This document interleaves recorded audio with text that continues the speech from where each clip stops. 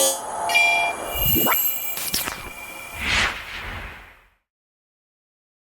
Guys, welcome to my new video. और ये आज की वीडियो जो है चेनलिंक के ऊपर है। साइबोस बीजिंग के अंदर 2024 के अंदर इवेंट हो रहा है, जहाँ पर चेनलिंक के स्पीकर्स जो है सरगे वो भी बोल रहे हैं, और बाकी काफ़ी ज़्यादा स्पीकर्स जो है ना वो बोल रहे हैं। तो बेसिकली चेनलिंक जो है वो करता क्या है। चेनलिंक आपको मैंने पहले बताया था कि एक ओरेकल नेटवर्क है।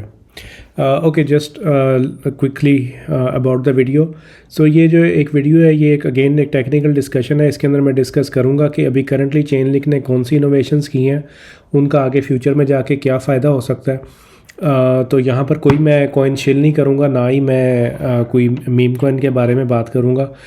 जो इस चैनल का पर्पज़ है वो ये है कि slow and steadily wealth build करना, बजाय इसके कि आप दिहाड़ीदार मज़दूर बन जाएं कि मतलब बार बार बेचें एक चीज़ को, ख़रीदें और बाद में पता ना हो कि कितनी दफ़ा बेचा है, कितनी दफ़ा ख़रीदा है, और उसको प्रॉफिट को अगर कैलकुलेट करें पर आवर के हिसाब से तो पता चले कि $1 या $2 भी पर आवर जो है ना वो नहीं बने, और टेंशन जो है फजूल किया। उससे बेहतर है कि आइडेंटिफाई करें ऐसी कंपनीज़ को जो कि आगे फ्यूचर में जाके एनवीडिया, गूगल, माइक्रोसॉफ्ट, अमेज़ॉन की तरह की कंपनीज़ बनेंगी, बल्कि इससे भी बड़ी कंपनी। सो ये जिस तरह इंटरनेट आया था और इंटरनेट ने चेंज कर दिया था ना, जिस तरह पहले लोग ख़त लिखा करते थे, उसके बाद फिर जो है वो खैर तार वगैरह को अगर बीच में से माइनस कर दें, तो जब फिर मोबाइल फ़ोन आए, और फिर जब SMS था पहले, SMS के बाद फिर जब व्हाट्सएप आया, इंटरनेट आया, तो फिर आपने देखा कि आपकी जो कम्युनिकेशन की जो रफ़्तार थी वो तेज़ से तेज़ होती गई।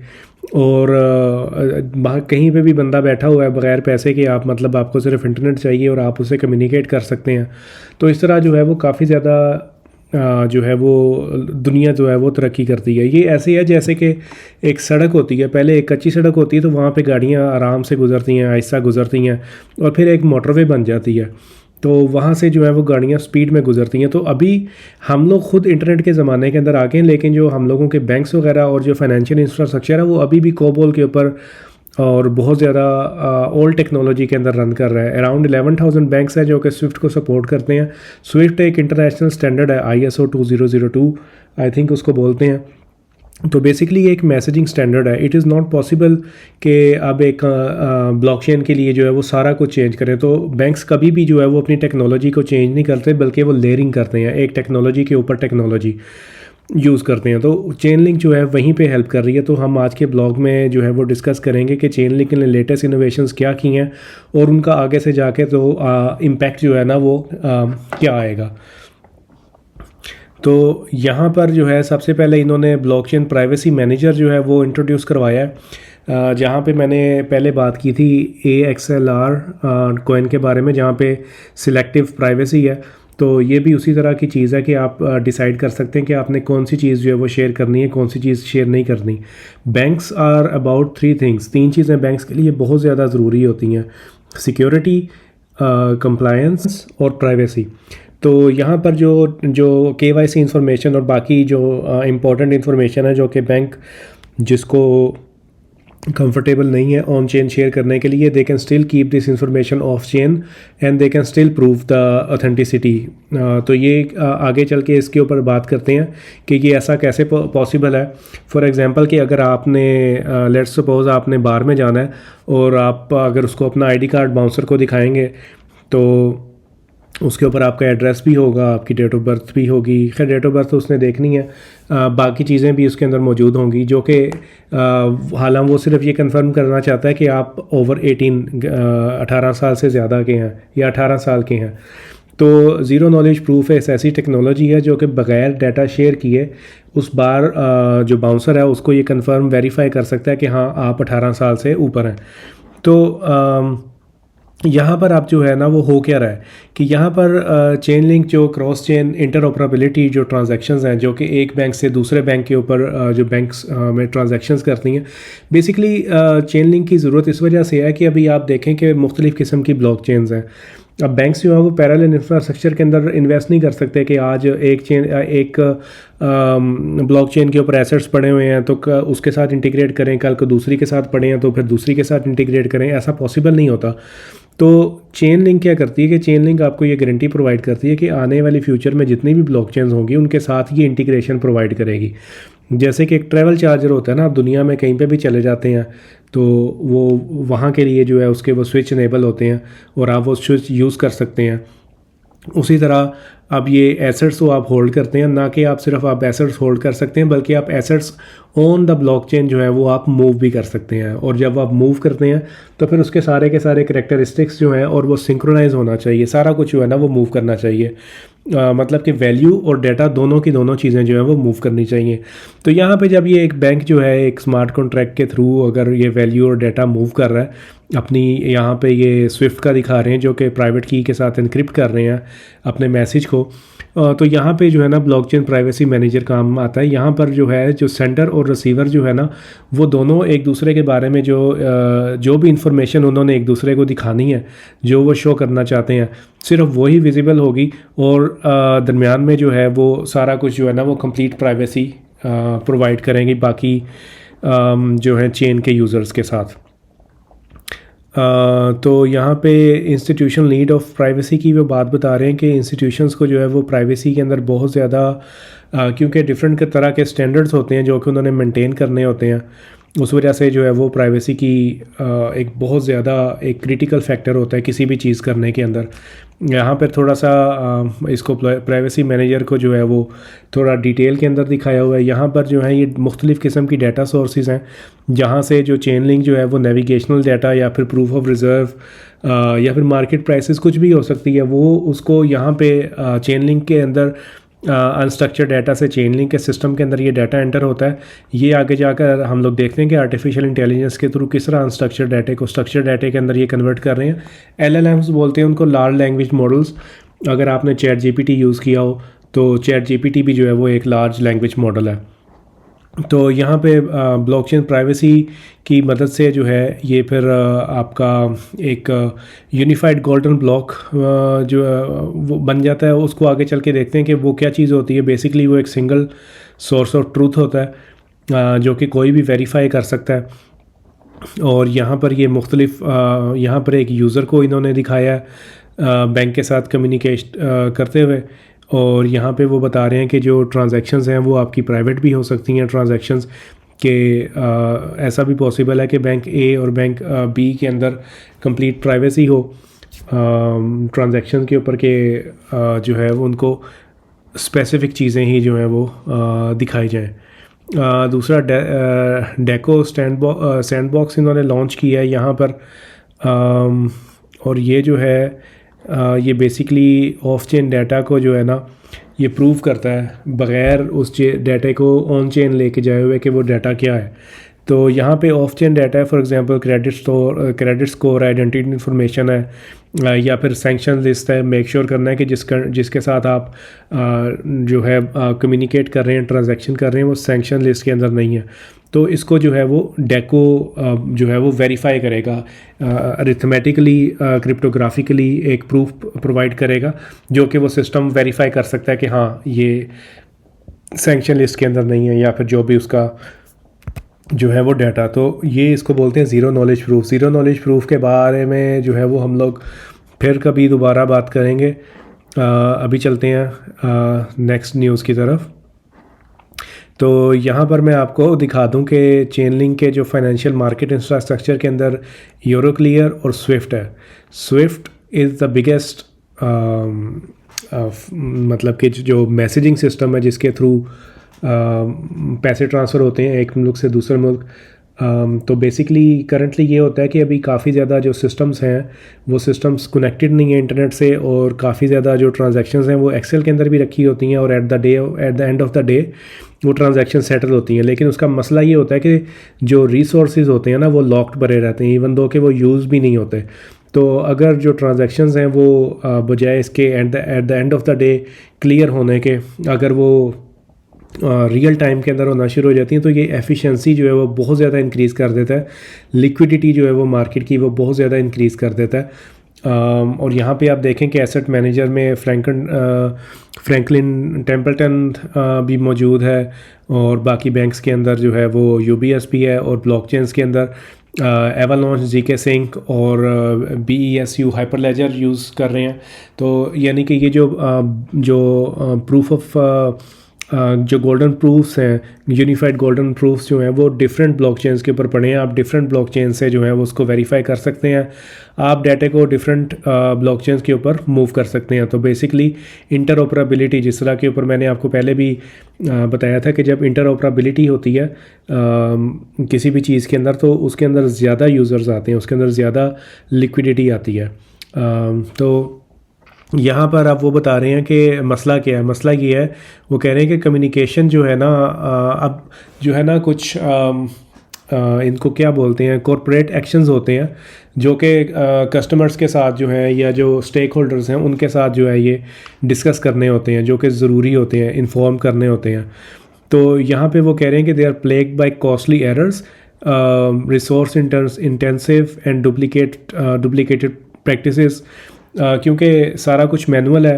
तो आपने देखा होगा कि जब पहले एक मैनुअल काम होता था जहाँ पे अगर आप किसी ग्रोसरी स्टोर के ऊपर जाएं और वो हाथ से बिल बनाता था तो उसके अंदर टाइम लगता था और उसके अंदर गलती होने के चांसेस भी होते थे।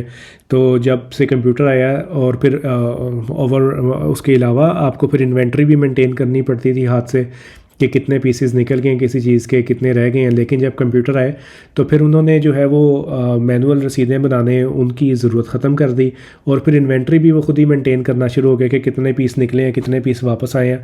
तो उसी तरह जो अब ये जो फाइनेंस है वो स्टिल अभी आप समझें कि वो उसी रजिस्टर के दौर के अंदर ही मौजूद है।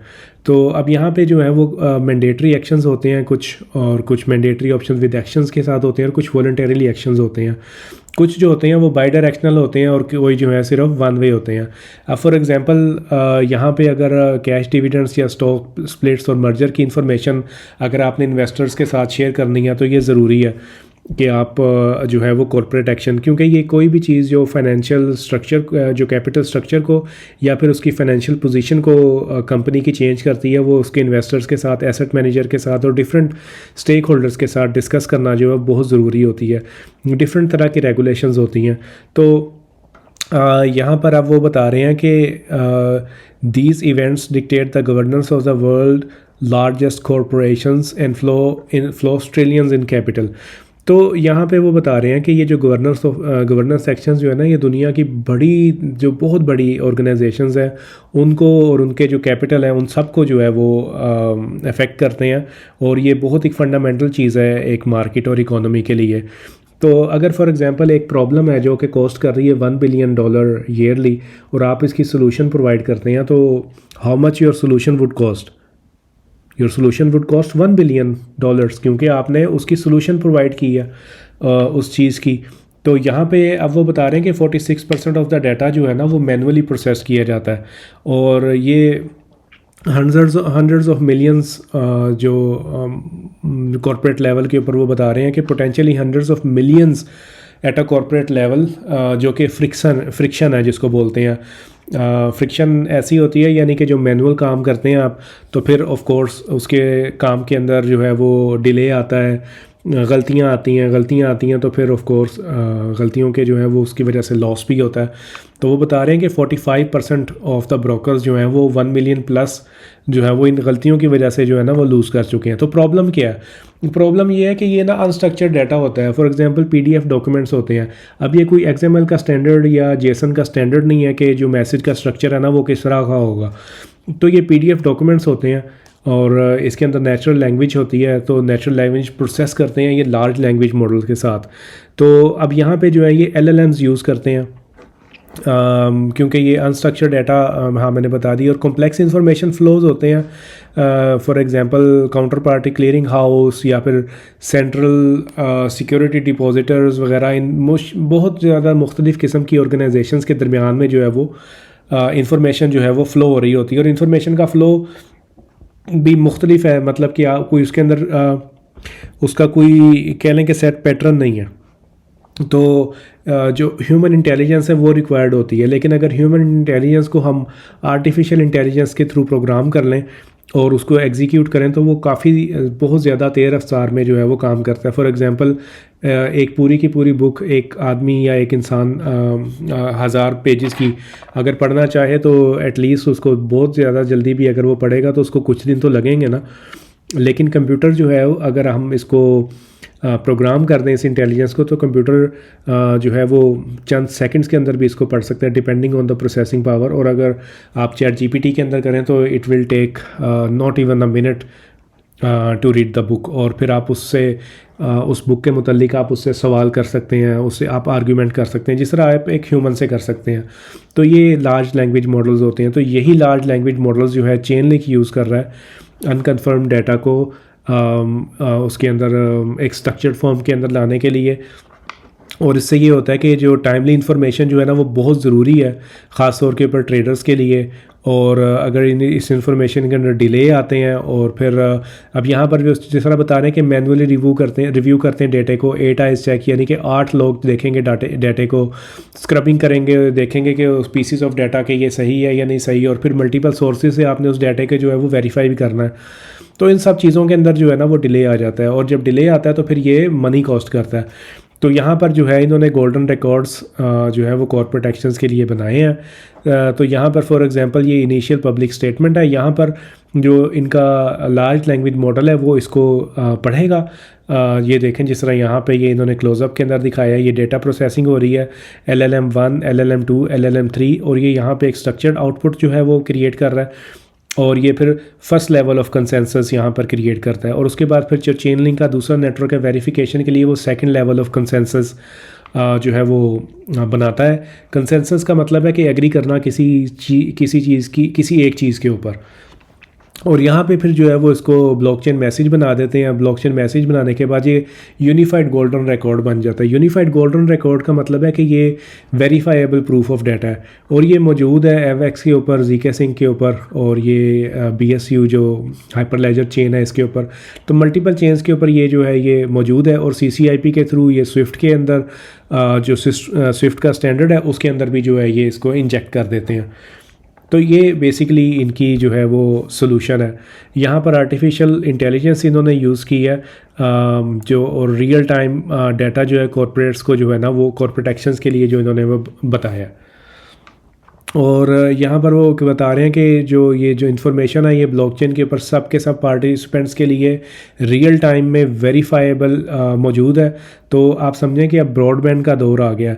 आपको याद होगा कि पहले नोकिया 3310 के ऊपर जो है वो पहले आस्की मैसेजेस भेजा करते थे, और उसके बाद फिर जो है वो इंटरनेट आया, GPRS आया, तो फिर वो दूसरे मैसेजेस भेजना शुरू करिए जिसमें काफ़ी टाइम लगता था। MMS कहते थे, मल्टीमीडिया मैसेजिंग सर्विस। उसके बाद फिर इंटरनेट आया, और अब फिर आप देखें वीडियोस, इवन के नेटफ्लिक्स और सारा कुछ जो है वो ऑनलाइन है। एक ज़माना था कि जब आप कैसेट्स लेने जाते थे या फिर मूवीज़ लेने जाते थे। अब नेटफ्लिक्स है, HBO है, तो मतलब अब कि अब आप देखें कि कितनी ज़्यादा चीज़ें जो हैं वो चेंज हो गई हैं।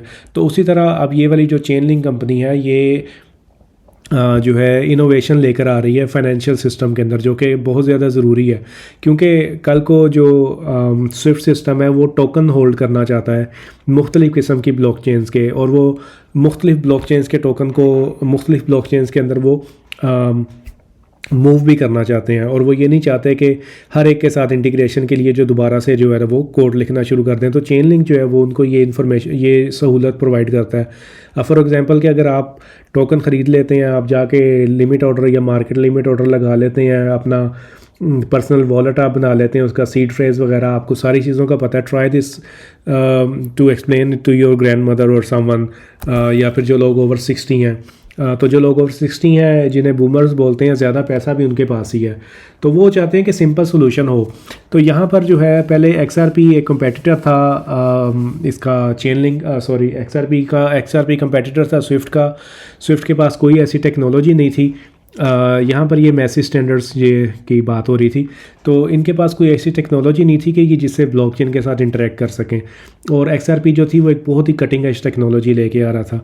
तो XRP क्योंकि एक प्राइवेट कंपनी है, तो इस वजह से जो है उन्होंने सिक्योरिटीज़ एंड एक्सचेंज कमीशन को यूज़ करते हुए जो है उनके ऊपर केस कर दिया और उनको फंसा दिया। खैर अब अब बात ये है कि अब Swift is also getting ready for on chain, तो फ्यूचर की इंडस्ट्री के अंदर जो है वो हमें इन्वेस्ट करना चाहिए।